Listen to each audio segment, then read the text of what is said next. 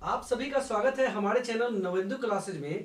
आज हम लोग किसी चार्ज प्लेन कंडक्टर प्लेट के कारण इलेक्ट्रिक फील्ड निकालेंगे। आप देख सकते हैं यहाँ पे चार्ज प्लेन कंडक्टर प्लेट है और इससे r डिस्टेंस पर एक पॉइंट P है जहां पे हम लोग इलेक्ट्रिक फील्ड निकालने वाले हैं। इस पूरे चार्ज कंडक्टर प्लेट पे प्लस चार्ज डिस्ट्रीब्यूटेड है, जिसको मैं फिगर में नहीं दिखा रहा हूं क्योंकि फिगर जो है उससे बहुत कंजस्टेड हो जाएगा और फिर डिस्कस करने में असुविधा होगी। इस पर भी चार्ज है प्लस, इस पर भी है, इस पर भी, सामने वाले सरफेस पे, उधर वाले सरफेस पे। इसका भी सरफेस चार्ज डेंसिटी सिग्मा है और इसका भी सरफेस चार्ज डेंसिटी सिग्मा। इसी तरह से बाकी सरफेसेस का भी सरफेस चार्ज डेंसिटी सिग्मा होगा। यहां पर इस कंडक्टर प्लेट के इस सरफेस से r डिस्टेंस के पॉइंट P पे इलेक्ट्रिक फील्ड निकालना है। यहां पे चार्ज जो डिस्ट्रीब्यूटेड है प्लस चार्ज है, तो इलेक्ट्रिक फील्ड का जो डायरेक्शन होगा वो आउटवर्ड डायरेक्शन में होगा और इस कंडक्टर के प्लेट के परपेंडिकुलर आउटवर्ड डायरेक्शन में होगा। अब यहां पर इलेक्ट्रिक फील्ड निकालने के लिए हम लोग गॉस थ्योरम को अप्लाई करेंगे। गॉस थ्योरम अप्लाई करने के लिए यहाँ पे गॉसियन सरफेस चाहिए और उसके लिए हम P पॉइंट से पास करता हुआ सिलिंड्रिकल गॉसियन सरफेस लेंगे इस वाले सरफेस के अक्रॉस दोनों तरफ। तो देखिए यहां पे हम लोग सिलिंड्रिकल गॉसियन सरफेस जो है इमेजिन करते हैं इधर तक।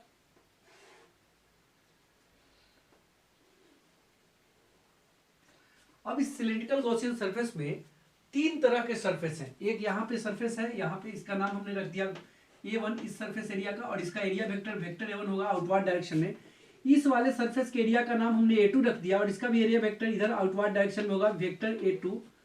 और इस वाले सरफेस के एरिया का नाम हमने कर्व सरफेस के एरिया का नाम रख दिया A3 और इसका सरफेस इसके स्मॉल एरिया एलिमेंट का जो एरिया वेक्टर होगा वो इसके प्लेन के परपेंडिकुलर आउटवर्ड डायरेक्शन में होगा वेक्टर DA3। ठीक है, यहां पर जो इलेक्ट्रिक फील्ड है वेक्टर E लिखे हुए हैं। यहां पर जो इलेक्ट्रिक फील्ड है इसके बारे में नहीं मालूम है, तो इसलिए इस इलेक्ट्रिक फील्ड को हम लोग वेक्टर E डैश लिख देते हैं।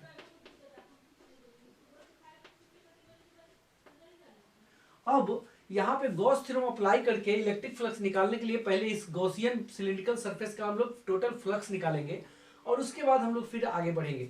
लेकिन सबसे पहले मैं बता दूं कि वेक्टर A1 और वेक्टर A2 ये एरिया वेक्टर्स हैं सिलिंड्रिकल गॉसियन सरफेस के प्लेन सरफेसेस के, और सिलेंडर के प्लेन सरफेस यानी क्रॉस सेक्शन एरिया जो है इक्वल होते हैं। तो यहाँ पे A1 is equal to A2 और इसको हम लोग A मान लेंगे। अब देखिए सबसे पहले हम लोग फ्लक्स लिंक टू, सबसे पहले फ्लक्स निकालेंगे A1 सरफेस का। Flux link to area A1, area A1 का जो फ्लक्स होगा उसको हम लोग φ1 बोलेंगे और वो होगा vector E dot vector A1। ये हो जाएगा EA1 cos थीटा। लेकिन आप देख सकते हैं वेक्टर E और वेक्टर A1 दोनों सेम डायरेक्शन में, तो दोनों के बीच का एंगल 0 डिग्री होगा, तो यहाँ पे cos थीटा ना लिखकर हम लोग cos 0 लिखेंगे और ये हो जाएगा EA1 cos 0 1 हो जाएगा। A1 की जगह पे देखिए हम लोग क्या लिख सकते हैं, A लिख सकते हैं, तो यहाँ पे ये हो जाएगा EA, इसको हम लोग सेकेंड ले लेंगे। फिर इसी तरह से इस A2 एरिया से लिंक्ड फ्लक्स हम लोग निकालेंगे। देखिए flux linked to area A2, इस फ्लक्स को हम लोग φ2 बोलेंगे और φ2 इज इक्वल टू हो जाएगा vector E dash dot vector A2, ये इक्वल में हो जाएगा E dash A2 cos 0 degree और ये इक्वल हो जाएगा E डैश A2। लेकिन आप जानते हैं कि किसी कंडक्टर के अंदर इलेक्ट्रिक फील्ड 0 होता है, तो ये वेक्टर E डैश जो हम लोग लिखे हुए इसका वैल्यू 0 होगा और इसका वैल्यू 0 होने के कारण इस A2 एरिया से जो लिंक्ड फ्लक्स भी है वो भी 0 हो जाएगा। तो देखिए A2 यहाँ पे 0 इंटू A2 लिखेंगे और ये फ्लक्स 0 हो जाएगा क्योंकि कंडक्टर के अंदर में है। ये सरफेस कंडक्टर के अंदर में एग्जिस्ट कर रहा है और इससे पास करने वाला फ्लक्स 0 होगा क्योंकि कंडक्टर के अंदर में इलेक्ट्रिक फील्ड ही 0 होता है। अब देखिए तीसरा सरफेस बचा कर्व सरफेस, इसका फ्लक्स हम लोग निकालते हैं। Flux linked to area A3, area A3 से लिंक्ड फ्लक्स को φ3 बोलेंगे और ये d∅3 के इंटीग्रेशन के इक्वल होगा। d∅3 के जगह पे हम लोग लिखेंगे φ3 लिखते हैं वेक्टर E डॉट A3, तो d∅3 लिखेंगे vector E dot vector DA3 और ये हो जाएगा E DA3। आप देख सकते हैं वेक्टर ई इधर की ओर है और यहाँ पे DA3 ऊपर की ओर है, DA3 ऊपर की ओर, वेक्टर इधर की ओर, दोनों के बीच का एंगल 90 डिग्री है। तो यहाँ पे हम लोग लिखेंगे cos 90 और ये E cos 90 बाहर हो जाएगा और अंदर में बचेगा DA3, अंदर में बचेगा DA3 और ये cos 90 जीरो, इसलिए ये पूरा टर्म ही जीरो हो जाएगा। तो ये इक्वेशन 4 हो गया। इस तरह से हम लोगों ने गॉसियन सरफेस के तीनों सरफेसेस जो हैं उनके फ्लक्स निकाल दिया। अब हम लोग यहाँ पे टोटल फ्लक्स निकालने के लिए इन तीनों फ्लक्स को ऐड करेंगे और फिर उससे आगे बढ़ेंगे। तो चलिए इससे आगे बढ़ते हैं। तो अब हम लोग गॉसियन सरफेस का पहले टोटल फ्लक्स निकालते हैं। तो देखिए total flux is equal to phi1 plus phi2 plus phi3। phi1 जो आया था वो ये था, phi2 भी जीरो आया था और phi3 भी जीरो आया था। तो देखिए ये इक्वल में हो जाएगा EA, इसको हम लोग ले लेंगे इक्वेशन 5। अब देखिए गॉस थ्योरम बोलता है कि total flux of a close surface is equal to 1/ε0 times of the charge inside the close surface या enclose by the close surface. तो अब देखिए ये जो हमारा क्लोज सरफेस है सिलिंड्रिकल, इसके अंदर में कितना चार्ज इनक्लोज होगा। आप देख सकते हैं इस सिलिंड्रिकल गॉसियन सरफेस का क्रॉस सेक्शन एरिया A माने हुए हम लोग।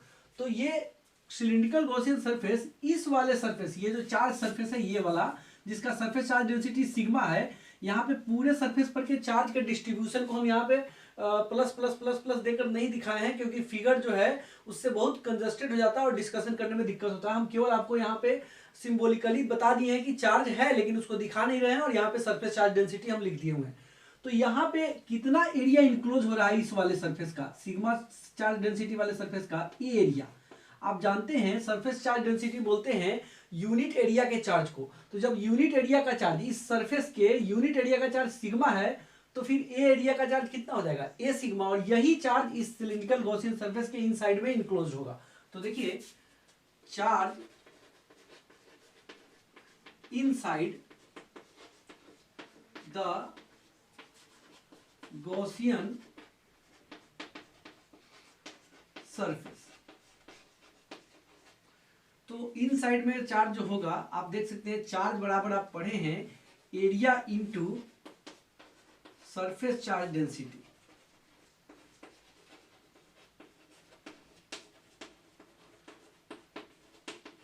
तो एरिया कितना है ए और सरफेस चार्ज डेंसिटी सिग्मा है। तो ये इक्वेशन हो गया 6। तो अब हम लोग यहाँ पे गॉस थ्योरम अप्लाई कर सकते हैं। देखिएगा अकॉर्डिंग टू गॉस थ्योरम,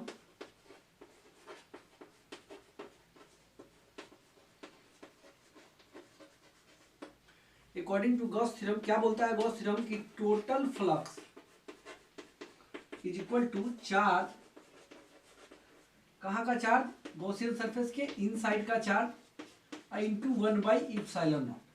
आप देख सकते हैं यहाँ पे हम लोग टोटल फ्लक्स निकाल चुके हैं। टोटल फ्लक्स कितना आया है EA। चार्ज जो है इनसाइड का चार्ज, देखिए गॉसियन सरफेस के अंदर का चार्ज कितना है ए सिग्मा इंटू 1/ε0। तो ए और ये कैंसिल हो जाएगा, ई बराबर देखिए क्या फॉर्मूला हो जाएगा, सिग्मा बाई ε0। तो यहां पर आज हम लोगों ने प्रूफ किया कि किसी चार्ज प्लेन कंडक्टर प्लेट के कारण इलेक्ट्रिक फील्ड का फॉर्मूला सिग्मा बाई ε0 होता है। आप कभी भी कंफ्यूज नहीं होंगे, किसी चार्ज प्लेन सीट के कारण सिग्मा बाई 2ε0 होता है, लेकिन किसी चार्ज प्लेन कंडक्टर प्लेट के कारण इलेक्ट्रिक फील्ड का फॉर्मूला सिग्मा बटा ε0 होता है। और एक चीज मैं और आपको बता दूं, यहाँ पे जो इलेक्ट्रिक फील्ड जो होगा इस प्लेन के, इस कंडक्टर प्लेट के प्लेन के परपेंडिकुलर डायरेक्शन में होगा। और इधर के अगर यूनिट वेक्टर को अगर हम लोग एन कैप से डिनोट कर देते हैं तो इसको वेक्टर फॉर्म में देखिए हम लोग कैसे लिख सकते हैं। वेक्टर फॉर्म में आप जानते हैं, वेक्टर फॉर्म में लिखने के लिए किसी वेक्टर के मैग्नीट्यूड में एन कैप से मल्टीप्लाई करते हैं, 11th में पढ़े होंगे। तो वेक्टर ई, और देखिए इलेक्ट्रिक फील्ड का यहाँ पे फॉर्मूला जो है सिग्मा बाई ε0, इसमें कितना से मल्टीप्लाई कर देंगे, एन कैप से।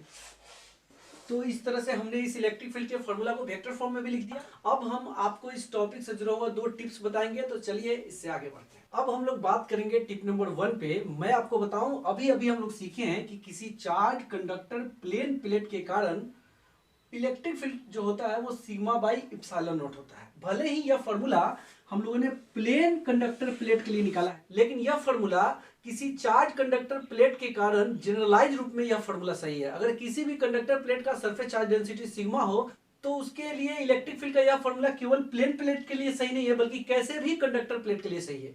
जैसे देखिए, अगर ऐसा कि कंडक्टर प्लेट हो, स्फेरिकल हो, और इस पे चार्ज का डिस्ट्रीब्यूशन हो,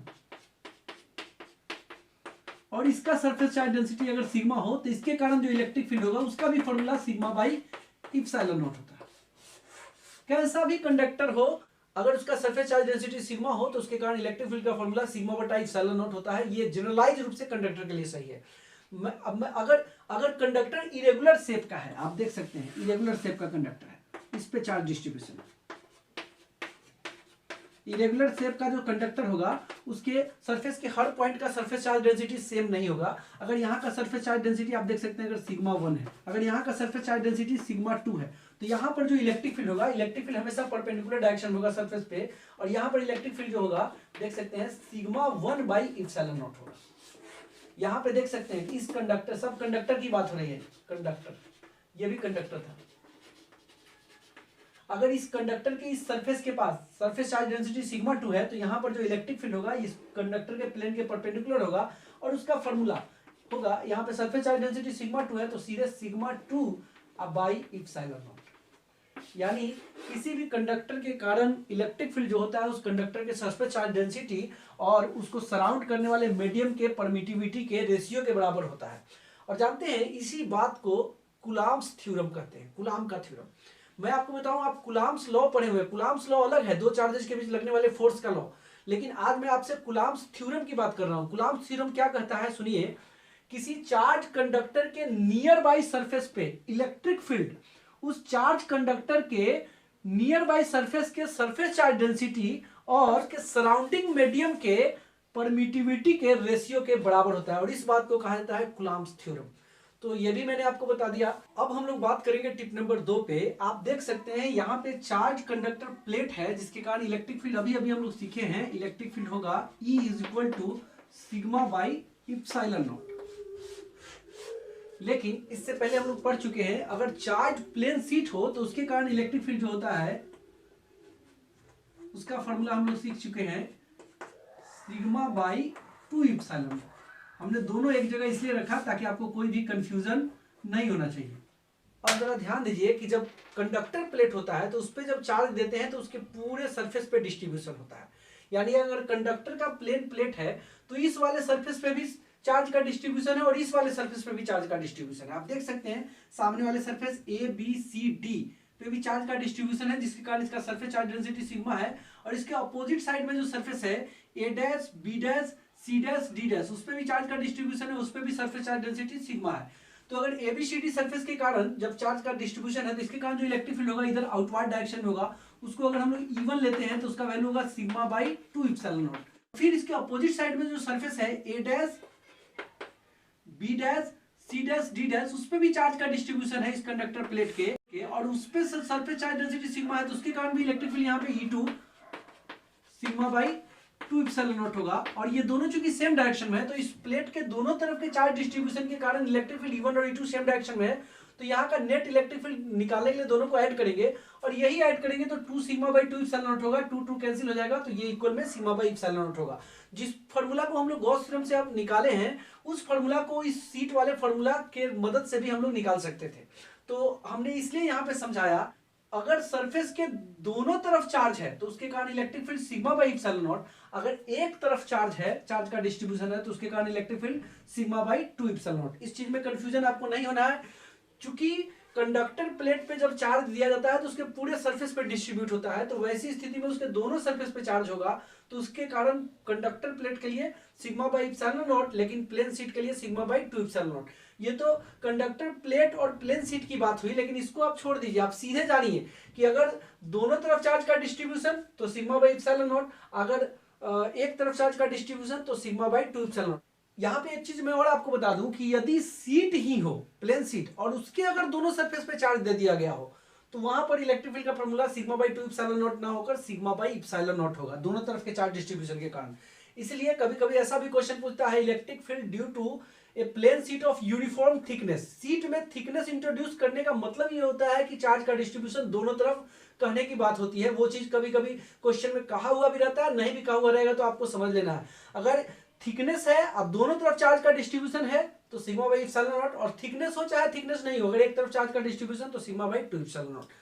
तो ये मैंने इसलिए रख दिया यहाँ पे ताकि आपको कोई कंफ्यूजन नहीं हो। तो चलिए आज के वीडियो में इतना ही। वीडियो अच्छा लगा है तो लाइक शेयर कमेंट जरूर कीजिए, और पहली बार चैनल पे है तो चैनल को सब्सक्राइब कीजिए। फिर मिलेंगे अगले वीडियो में किसी नई जानकारी।